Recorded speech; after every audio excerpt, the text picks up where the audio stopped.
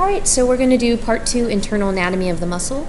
The first thing it wanted you to do is to carefully separate the mantle from the top shell. So you can see that has already been done here. But just so you understand what it looks like, down here on the bottom shell, there's this huge kind of like thin tissue here that's really fused onto the shell. And this is the mantle. And it looked just like this on this top shell. But of course, we've already removed it from the top shell there that you see. So the next thing it asks you to do is to take note of the really thick adductor muscles, which are these really strong muscles that open and close the shells. And so this would be one circular abductor muscle, and this would be the other really thick, tough muscle. And even when you feel it, it's very tough and thick.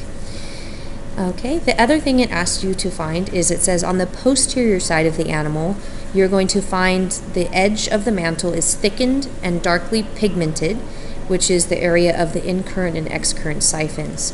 So again, this is the dorsal side of the animal by the hinge. This is the ventral side of the animal by the opening of the shell. This side over here is the anterior, and this side over here is posterior. So right over here on the posterior side, you'll see that the mantle is very light pigmented, and then all of a sudden, right over here, it starts to get really dark. And if I pull this tissue up right here, we have a dark pigmented rid area right here, and then one right here. Now if I turn the animal kind of upward towards the camera, let me see if I can angle this a little bit better, turn some light on. What you can see is that there's an area where water is flowing in this pathway, which is this darkly pigmented area.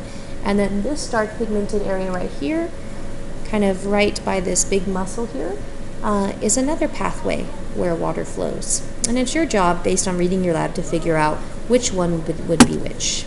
Okay?